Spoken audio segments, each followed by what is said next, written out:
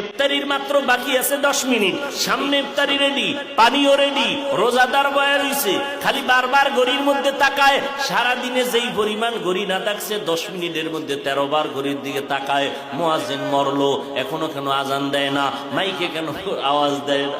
ঠিক নেই, মাথা গরম, এখনো টাইম হয় নাই। কততে তাড়াতাড়ি ক্যালেন্ডার দেখ। আল্লাহ কয় ফেরেশতা তাকায় দেখ, মাত্র 10 মিনিট বাকি, পেটের মধ্যে প্রচন্ড ক্ষুধা, পানির পিপাসা, সামনেও খানা রেডি, পানিও রেডি, এরপরও কেন পান করে না, খায় না, ক্ষুধাও আছে। আল্লাহ কয় ফেরেশতারা জানুনি? কয় জানি না।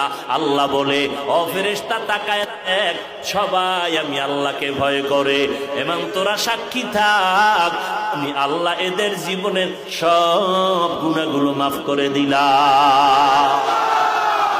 আতিনা ফি দারে দুনিয়া না হাসান, আতিনা ফি দারে উকবা না হাসান, ইয়া গিয়াসাল মুস্তাগীসিন হদিনা লফতিখারা বিল উলুমে ওয়াল গিনা। হর গরিদে নেকো তু তৈয়ার হ্যায়, जो न मांगे उससे तू बेजार है। তাকওয়া অর্জন করো রোজার মাধ্যমে। এরপরে আল্লাহ কয় জবানটারে হেফাজত করো। কেমনে জবানটারে হেফাজত করব? আল্লাহর ভয় অন্তরে ঢুকাইয়া কথা বলার আগে আল্লাহকে ভয় করো। কথা বললে আমার আল্লাহ খুশি হবে না বেজার হবে, এই চিন্তা করিয়া যখন চলবা তখন কিছুটা কন্ট্রোল হবে। আর একটা কাজ হলো জিহ্বার দ্বারা কিছু কিছু মৌলিক গুনার কথা বন্ধ করো, কিছু মৌলিক নেক আমল চালু করো। তাহলে একটা পাত্রের মধ্যে কিছু থাকলে অন্যটা রাখা যাবে না, খালি পাত্রের মধ্যে অন্য কিছু ঢুকতে পারে। জিহ্বাটারে যদি নেক আমল দ্বারা চালু রাখো, গুনাহ সহসয় হবে না। জিহ্বাটারে নেক আমল দিয়া চালু রাখো, গুনাহ কম হবে। 1 নম্বরে শপথ করো, রমাজান আসতেছে, এখন থেকেই তৈরি হয়ে যাব।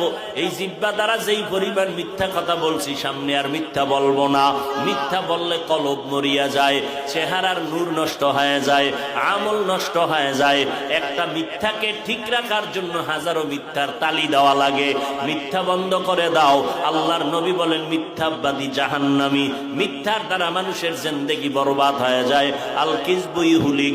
আল্লাহ কোরআনে বলেন, ওয়াইলু ইয়াউমা ইযিল মুকাদ্দিবিন, ওয়াইলু ইয়াউমাইযিন লিল মুকাদ্দিবিন।